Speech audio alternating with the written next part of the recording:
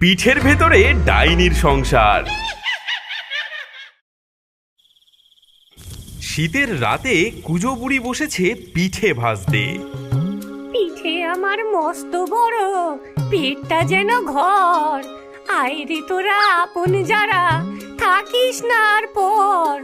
বাইরে ঠান্ডা ভেতরে গরম, থাকবি তোরা বেশ। আমার পিঠের জাদুতে ভাই দুঃখ হবে শেষ। ওরে শোন, বুড়ি কি বলছে শুনেছিস? আইরে তোরা আপন যারা, থাকিস না আর পর। পিঠে আমার মস্ত বড়, পেটটা যেন ঘর। মানে বুড়ি আমাদেরকে পিঠের ভেতরে থাকার জন্য আমন্ত্রণ জানাচ্ছে গো।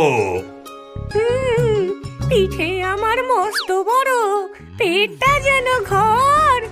আইরে তোরা আপন যারা, থাকিস না আর পর। তাহলে আর দেরি কেন? চলো মন্ত্র পড়ে ছোট হয়ে যাই। অমনি তারা পিঁপড়ের মতো ছোট হয়ে পিঠের ভেতরে ঢুকে পড়ল। আর ছোট্ট পিঠেটা ফুলতে ফুলতে বড় ঘরের মতো হয়ে গেল এবং গড়িয়ে পড়ে রইল উনুনেরই পাশে। কি আরাম বাবা, যেন লেপের তলায় ঢুকেছি। শুধু আরাম করলেই হবে, খিদে মেটাতে হবে না। ওই দেখ, বুড়ি থালায় সাজিয়ে সাজিয়ে দুধ পুলি রাখছে। হাত বাড়া। বুড়ি পিঠে নামিয়ে থালায় রাখতেই পিঠের ভেতর থেকে তিনটে সরু লিকলিকে হাত বেরিয়ে টুপটাপ করে দুধ পুলিগুলো তুলে নিল। কি, আমি তো গুনলাম 10টা, হলো কেন 7টা? মতি কি খেলো? না, মতি তো ঘুমোচ্ছে। হয়তো ইঁদুরেই খেয়েছে। রেগে গিয়ে বুড়ি পিঠে ভাজতে ভাজতে আবারও ছড়া কাটলো। চুরি করে খাস যদি, মটকাবো ঘাড়। দাঁত দিয়ে চিবিয়ে খাবো, ভাঙবো পিঠের হাড়। কচাং করে কামড় দেবো, ছাড়বো না আজ। পিঠে চোরকে শিক্ষা দেওয়া আমার আসল কাজ। বুড়ি তো এমনি আপন মনে ছড়া কাটে, কিন্তু বুড়ির এই ছড়া শুনে পিঠের ভেতরে ডাইনি এবং তার পরিবার ভয়ে সিঁটিয়ে গেল। ওরে বাপরে, বুড়ি বলছে কি? বুড়ি বলছে কামড় দেবে। হ্যাঁ,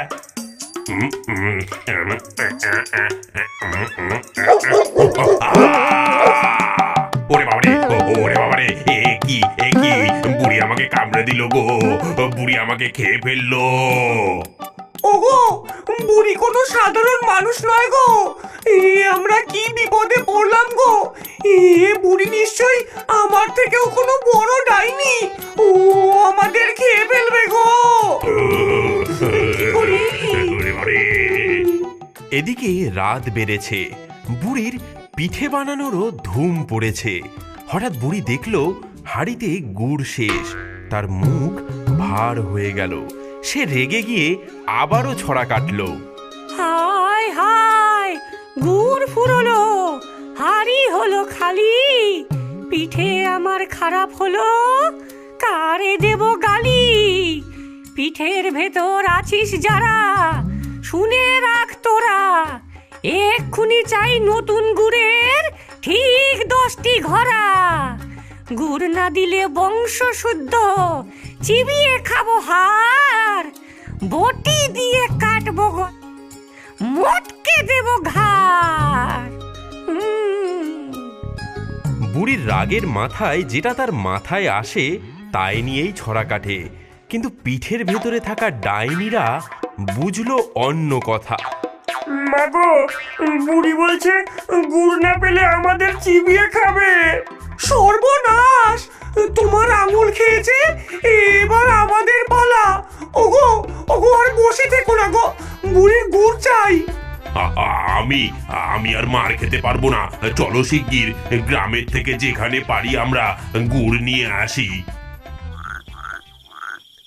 মাঝরাতে গ্রামের মানুষ দেখল এক অলৌকিক দৃশ্য। 10টা গুড়ের কলসি শূন্যে ভেসে ভেসে কুজো বুড়ির উঠোনে এসে নামলো। ডাইনি পরিবার ভয়ে ভয়ে 10 ঘড়া নলেন গুড় বুড়ির উনুনের পাড়ে সাজিয়ে রাখলো। এদিকে সকালে ঘুম থেকে উঠে 10 ঘড়া গুড় দেখে বুড়ি তো অবাক, ভাবলো, এ কি এতগুলো গুড়ের হাড়ি? মা লক্ষ্মী বুঝি দয়া করে দিয়ে গেছেন। জয় মা। গুড় তো এলো, কিন্তু বিপদ কি আর একা আসে? গুড়ের গন্ধে গর্ত থেকে বেরিয়ে এলো বড় বড় লাল পিঁপড়ের ফৌজ। বুড়ি ঘুমের ঘোরে গায়ে পিঁপড়ে উঠতেই ধরফর করে জেগে উঠল। পিঠের গায়েও কয়েকটা পিঁপড়ে দেখে সে রেগে আগুন। মিষ্টি লোভে পিঁপড়ে জোটে, কামড়ে করে ঘা, ভেতরটা যে ফোপরা হবে। ওরে পোড়া মুখো যা, পিঁপড়ে যদি বাসা বাঁধে পিঠে হবে নষ্ট। উনুনে ফেলে পোড়াবো সব, দিলে আমায় কষ্ট। আগুন জেলে ছ্যাঁকা দেব, মারবো বিষের ধোঁয়ায়। পুড়ে সব খাক হবে, মরবে ছটফটায়। এদিকে পিঠের ভেতরে ডাইনি পরিবার তখন গুড় চুরির ক্লান্তিতে ঘুমাচ্ছিল। এই শুনে তারা লাফিয়ে উঠল। ওগো ওগো খটখটি, সর্বনাশ! বুড়ি বলছে বিষের ধোয়া দিয়ে মারবে আমাদেরকে। আমাদের শরীরে পিঁপড়ে বাসা বেঁধেছে ভাবছে। ওমা, সত্যি যে! দেখো দেখো, ওই দেখো, পিঠের ফুটো দিয়ে দলে দলে লাল পিঁপড়ে ঢুকছে। এরা তো আমাদের কামড়ে একেবারে শেষ করে দেবে। আই, ওরে বাবা, ওরে বাবা গো, ও বাবা, এ কি জ্বালা! ধুর ব্যাং, ধুর! আরে চুপ কর, এখনই যুদ্ধ করতে হবে। বুড়ি যদি টের পায় যে পিঠের ভেতরে আমরা আছি, তবে আগুনে ফেলে দেবে। আর যদি চুপ থাকি, তবে এই রাক্ষসে পিঁপড়েরা আমাদের জ্যান্ত খেয়ে ফেলবে।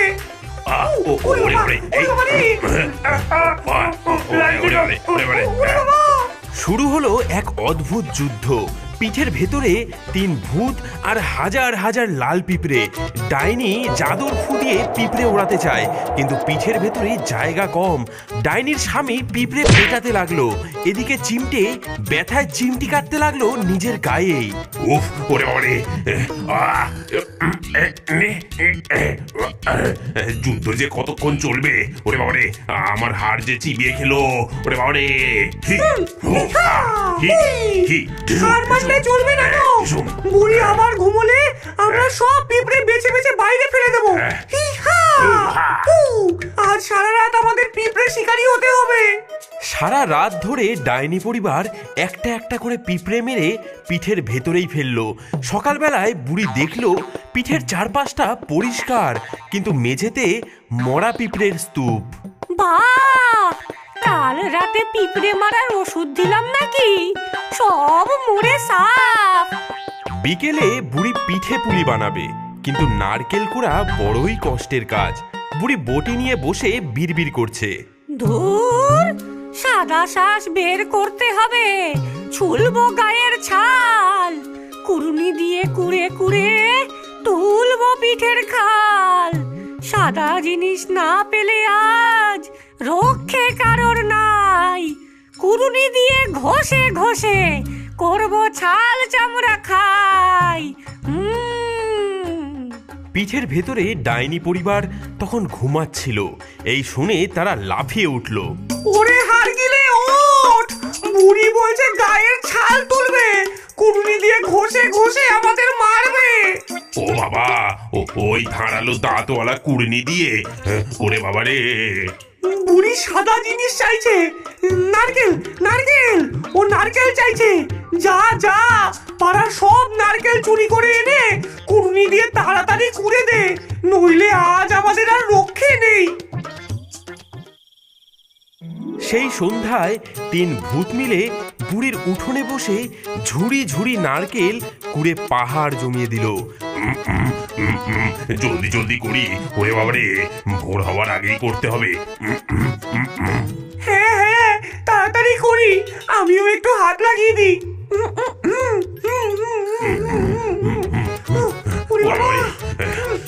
ছাল চামড়া সব উঠে গেল।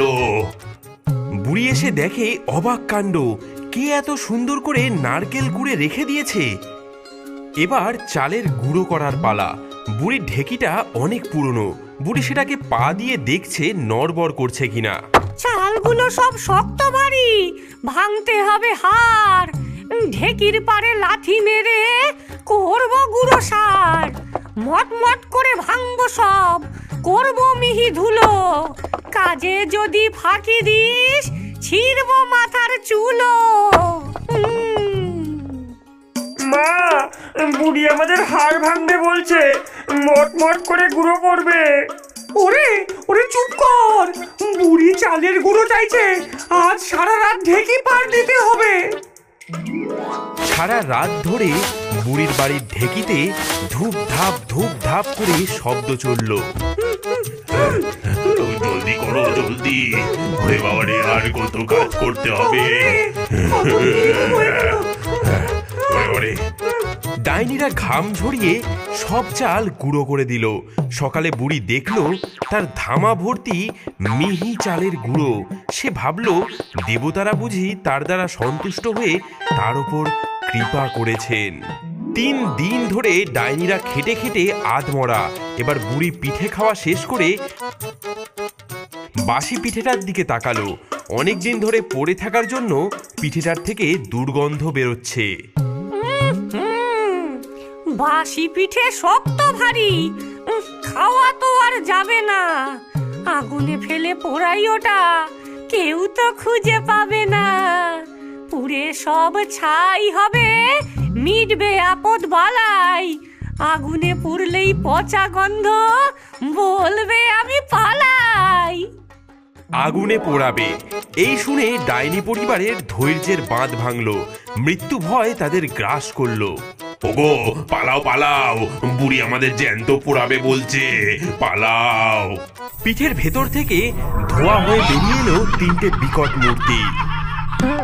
থামো থামো গো দয়াময়ী বুড়ি, আমাদের পুড়িও না, দয়া করো। দোহাই মা জননী, আমাদের মেরো না, আমরা তোমার সব হুকুম মেনেছি। আমরা 10 ঘড়া গুঁড়ো এনে দিয়েছি, নারকেল কুড়েছি, সারা রাত ঢেকিতে চালও গুঁড়ো করেছি, তোমার সব কাজ করে দিয়েছি, তবুও আমাদের পোড়াবে। আমাদেরকে ছেড়ে দাও, দয়া করো। হ্যাঁ, ওরে বাবা রে, ও মা,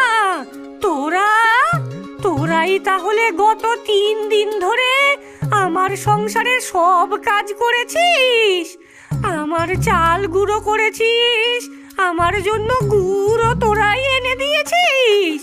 হ্যাঁ গো মা, ভেবেছিলাম কাজ না করলে তুমি আমাদেরকে চিবিয়ে খাবে। তোমার ওই জাদু দাঁতের কামড় খেয়ে আমরা বড্ড ভয় পেয়ে গিয়েছিলাম। ওরে বোকা ভূতের দল, আমি তোদের খাবো কেন? আমি তো পিঠে খাওয়ার ছড়া কাটছিলাম। তোরা ভয়ে ভয়ে আমার সেবা করেছিস, এমন হাড় ভাঙা খাটুনি খেটেছিস। আমি কিনা তোদেরকেই পোড়াতে যাচ্ছিলাম। আয় আয়, আমার কাছে আয় সব। তোরা ভূত হতে পারিস, কিন্তু তোরা বড় মেহনতি। যে আমার সংসারের শ্রীবৃদ্ধি করেছে, তাকে কি আমি খালি হাতে ফেরাতে পারি? আমাদের মারবে না? মারবো কেন? আজ তোদের নেমন্তন্ন।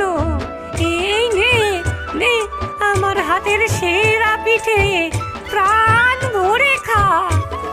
বুড়ি নিজের হাতে তাদের পাতে গরম গরম পিঠে তুলে দিল।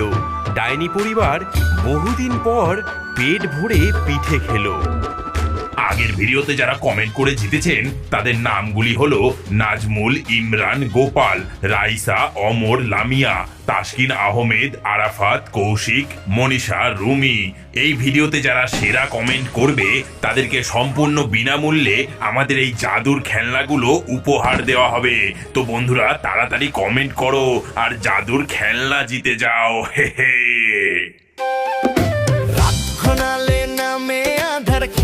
পুতুল গল্প হাজার, ডাইনির হাসি, মামদর ভয়, জঙ্গলেতে কি জানি হয়। গেছো ডাকে আয়ের কাছে, থেকে কে যেন নাচে, ভয় পেলে সব হবে যে ভুল, রহস্য ঘেরা ক্ষীরের পুতুল। কিন্তু আছে বলাই লালু, ওদের বুকে সাহস চালু, ভূতের সাথে